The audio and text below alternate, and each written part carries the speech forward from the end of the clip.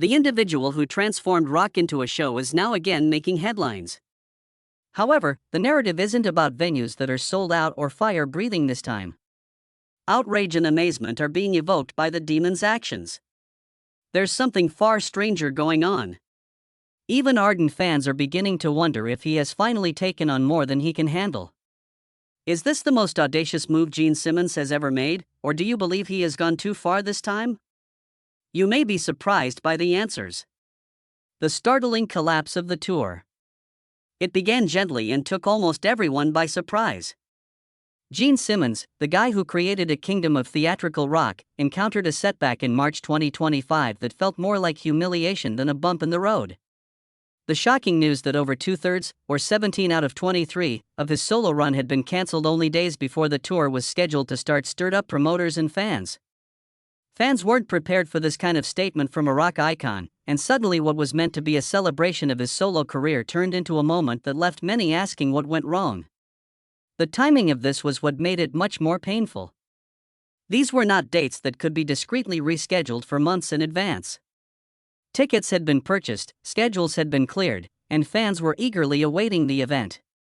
Subsequently, tickets that had been purchased were suddenly eligible for reimbursement. And it was instructed that admirers who had marked dates on their calendars wait. However, it doesn't seem like a schedule conflict when shows fail thus close to premiere. It seems as though something more profound is taking place, something that suggests a more significant issue.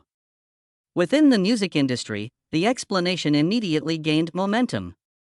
In private, promoters and industry observers acknowledged that several cities had seen underwhelming ticket demand. People even compared venue capabilities to ticket sales in the fan forums and music websites where those reports circulated. It was the type of discussion that, by itself, does not establish anything. But the rumors were difficult to ignore because the same rationale was given repeatedly. And for that reason, swallowing the entire pill was more difficult. We all know that Gene Simmons' performances consistently drew large crowds and admirers from far and wide for decades. He used to sell out stadiums all over the world, so the picture of him standing in front of empty seats didn't reflect his legacy. His transition from leading huge tours to having trouble filling venues became the main topic of conversation. Was there no longer any magic? Had the fans moved on when he left the Kiss machine, or what? We can never be sure. But the entire chat was cut short by a direct take. In his former platform, well-known rock media pundit Eddie Trunk stated that, just to be clear, none of Gene Simmons' shows have been cancelled. There are some. People are reacting to a venue's cancellation announcement. There is no announcement of a tour. Currently, some shows are cancelled and some are on. No brain is needed to figure out why they cancelled. It landed like a chilly remark and became a shorthand for what many thought was clear.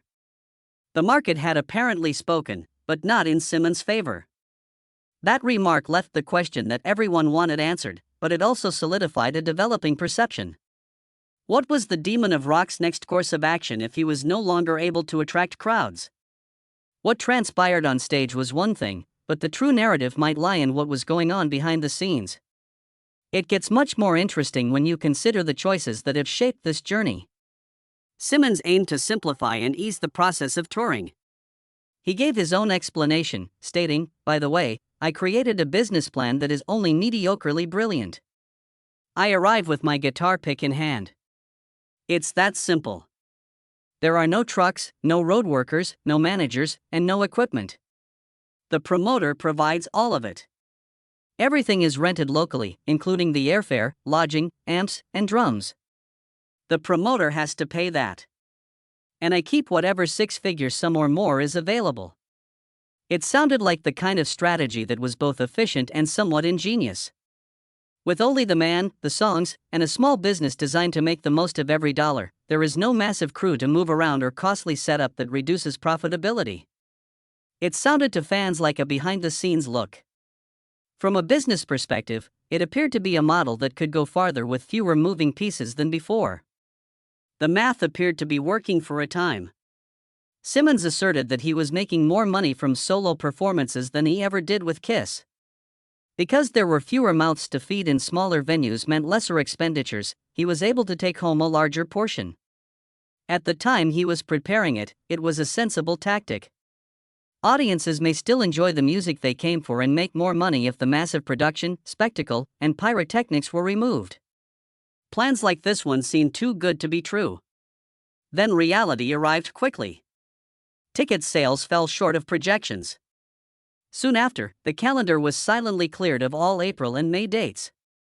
17 events were cancelled, reimbursements began to be issued, and VIP packages that had been marketed as unique experiences abruptly turned into liabilities, as we previously stated. It's likely that fans who had paid for those meet and greet experiences were wondering what went wrong. Now, a strategy based on efficiency was faltering due to the empty cinemas. As soon as they noticed, fans weren't silent. As per customary, screenshots of cancellation notifications and dissatisfied comments quickly overtook social media feeds. In addition to discussing the scheduling and ticket costs, they also discussed whether Simmons could still attract a crowd without the band behind him, the full Kiss machine. It looked as though the entire situation had become a challenge to his legacy, and the conversation continued to get more heated every day. Organizers rushed behind the scenes. Last-minute cancellations required renegotiations, reimbursement processing, and a concerted effort to salvage the remaining dates. There were additional consequences for venues than just financial ones. These shows had been reserved for prime calendar slots, but they were now vacant. Local teams have to deal with the logistical challenges. It was a warning sign for some promoters as well. In the sector, word spreads fast, and negative publicity can be difficult to overcome, so a shaky launch might be more harmful than a slow one. An uncomplicated touring strategy evolved into something really intricate. As long as the audience was present, the notion was successful. The entire model fell apart when they failed to do so. It had become a costly public setback instead of a slim, effective moneymaker. The story didn't finish with the tour's collapse, however. If anything, it sparked a more serious debate about Gene Simmons' prospects in live music. Since Kiss has already been mentioned in this narrative, it is only fitting to revisit the beginning and discover how Gene Simmons contributed to the development of a rock empire from a dream. Kiss empire from band failure. Gene Simmons and Paul Stanley were members of Wicked Lester, a band that didn't do well before Kiss established a brand that sold out stadiums. You see, Gene Simmons and Paul Stanley have one of the most intriguing collaborations in music. They formed Kiss's driving force after meeting in the early 1970s and connecting over their desire to form a distinctive band. They are sometimes referred to as a creative marriage. One based on mutual respect, aspiration, and the occasional argument. Paul has acknowledged that it hasn't always been simple to work with Gene. Gene wasn't someone I liked when I first met him. However, there was some pragmatism. To accomplish your goal, you must make a list of priorities and choose what matters most to you. I also understood that Gene and I were far more powerful than I would be on my own. He may or may not have known that. But that was no longer important, he remembered. Their relationship has occasionally been strained by Gene's strong personality, never-ending business endeavors, and desire for attention. For more than 50 years, they have remained united in spite of these disagreements. Paul has stated that Gene is like family, regardless of their differences. They are able to work together since each person contributes something unique. Paul is the meticulous person who creates music, whereas Gene is the businessman and provocateur. They have forged a career together that has withstood the ebbs and flows of celebrity, internal strife, and shifting fashions. It's time to return to the beginning for them. Once, Epic Records recorded their album, listened to it, and then put it away. The label concluded the sound was too jumbled and unsuitable for radio playback. The choice served as a wake-up call for Gene and Paul. They needed to consider more than just music if they wanted a career. Wicked Lester's softer sound was abandoned in favor of a new sound with a sharper edge, a more ambitious goal, and a strategy to dominate the stage in every aspect as a result of that rejection. Ace Frehley and Peter Criss were hired as a result of that choice. Established Kiss and created the band as a whole. The releasing of those old Wicked Lester recordings to turn a quick profit was a concern for Simmons and Stanley once Kiss began to achieve popularity. Their future was not going to be ruined by their past. There was only one way to solve it. Invest in the master tapes. Kiss managed to scrape out $138,000 and repurchase the master tapes. It was about control rather than pride. Even if it meant paying to have a portion of their history erased, they were adamant about protecting the narrative they were creating. They began considering what kind of band they truly wanted to be after putting that behind them. They concluded that a typical rock band would not suffice in January 1973. They would need to provide them with something they had never seen before if they wished to be remembered. And it began to take shape that Kisses could be more than just music. In addition to trying on makeup and drawing figures, they drew inspiration from horror movies and comic books. Every practice turned into a test. They wanted to provide spectators with something they couldn't overlook. They required a catchy moniker at some point in those early days. A brief statement. And a poster that would have a strong appearance. During their drive around New York, Paul Stanley then came up with the term KISS. Fans have attempted to turn it into an acronym over the years with notions like Knights in Satan's Service and Kids in Satan's Service. It was never intended to be an acronym, however, and the band has consistently refuted those interpretations. It was picked because it just went beyond the English language. They just had a little gig when they eventually secured their first gig as Kiss. On January 30, 1973, they performed at a small Queens bar. It would be difficult to describe the number of people in the room as a crowd. They were mostly girlfriends or friends. Although that may have been the story's conclusion, they chose to use it as a springboard. These little performances allowed them to experiment, hone their style, and gain self-assurance. They gained new knowledge about what worked and what didn't every night. The presentation soon transcended beyond music, and the pivotal moment occurred when Gene Simmons was taught how to breathe fire by a magician invited by their manager, Bill Alcoyne. It was risky, and his hair almost burned off on the first try.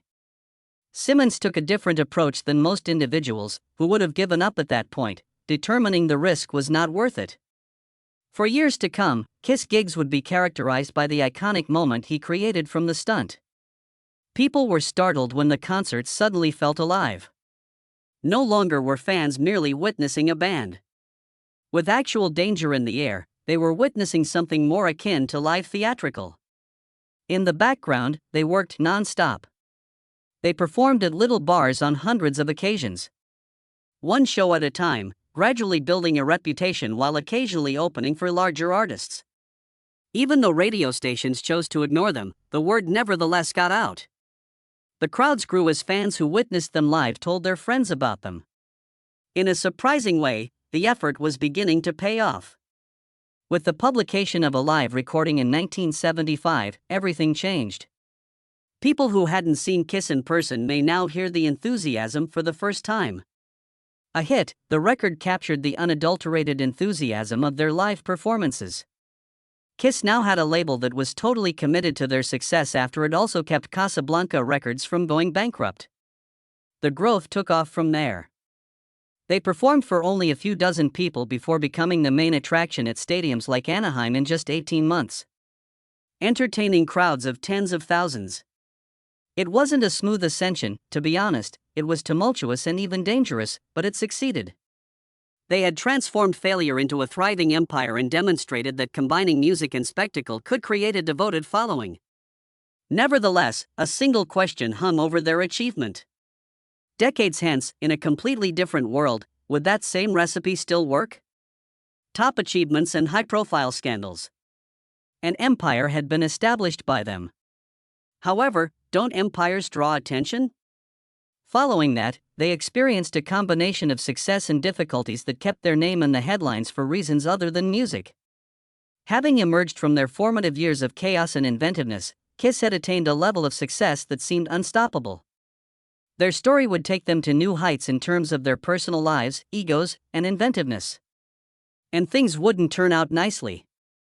One of the most audacious movements in rock history was made by Kiss on September 18, 1978. On the same day, each of the four members launched their solo albums. No other band had the audacity to attempt the move. To the general population, it appeared to be a magnificent celebration of their uniqueness.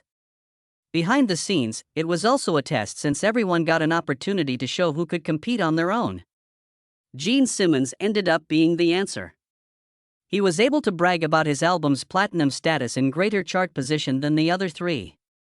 Simmons saw this as evidence that he was more than just a band member. He was a star in his own right, and his fame altered his demeanor both on and off stage.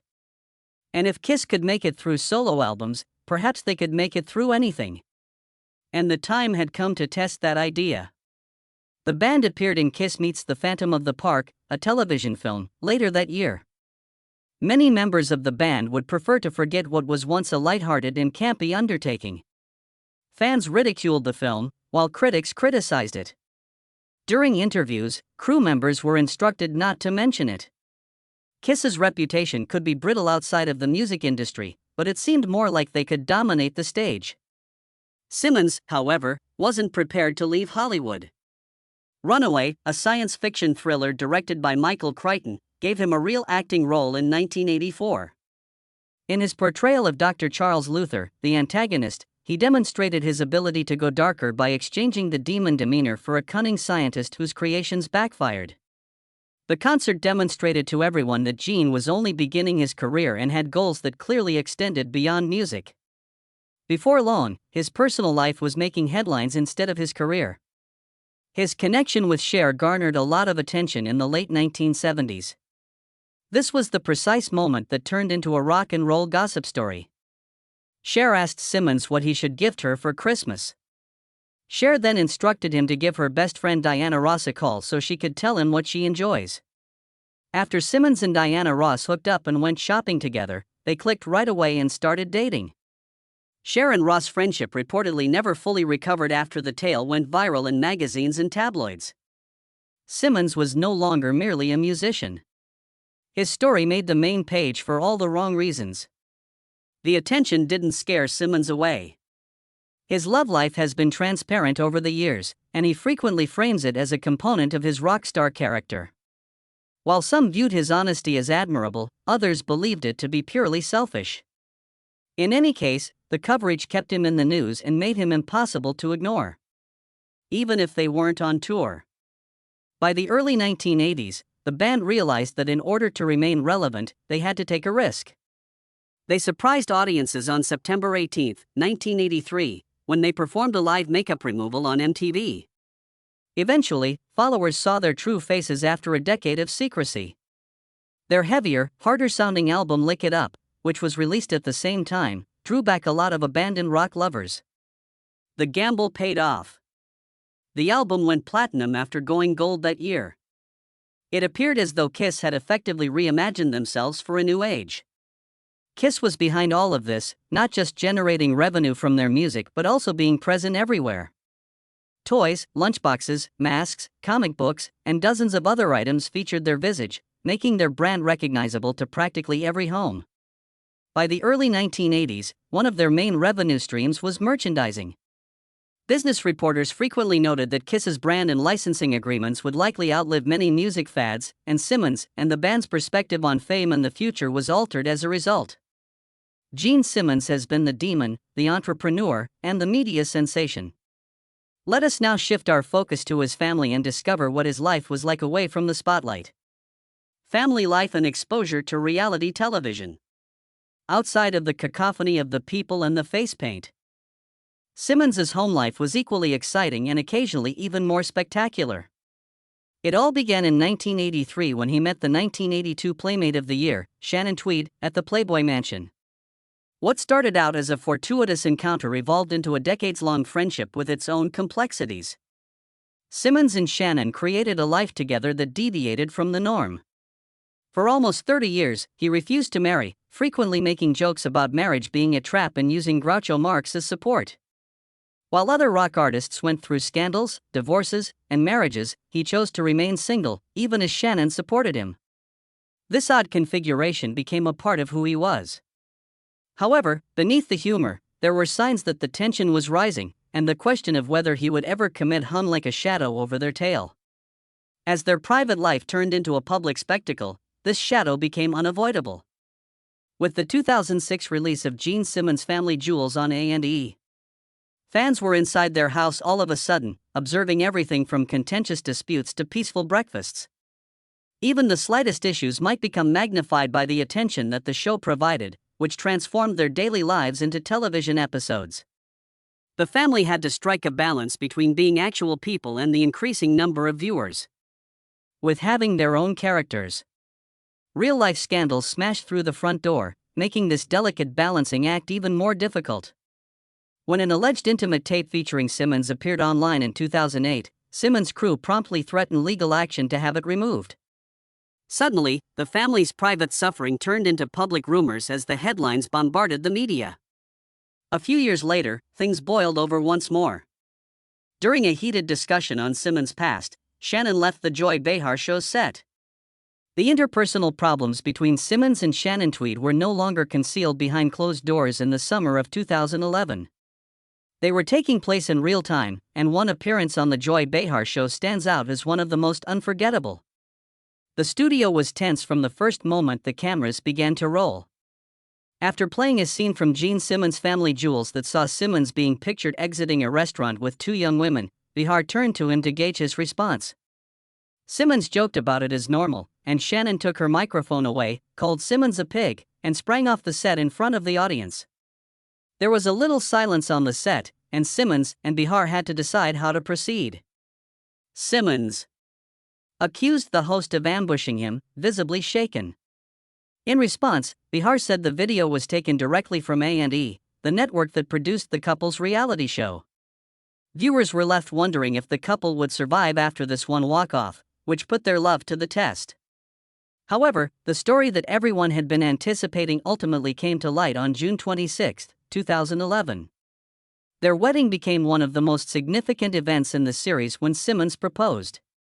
Shannon symbolically ended Simmons' previous existence by burning his collection of old Polaroids in one particularly memorable episode. Millions of admirers watched as the pair embarked on a new chapter that seemed like a public and intimate commitment.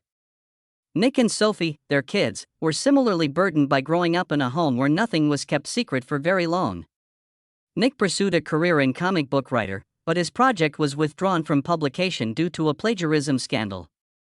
Having to deal with her father's exaggerated image while growing up in front of cameras presented Sophie with her own difficulties. A further layer of stress was added to the family's story as both siblings had to discover who they were in front of the world. From their initial encounter in Malibu to their wedding, which was broadcast on television across the globe, the Simmons-Shannon story demonstrates how private decisions can turn into public affairs. Allowing cameras inside his house was a risk for Simmons that paid him in the form of fame, but it also had a cost.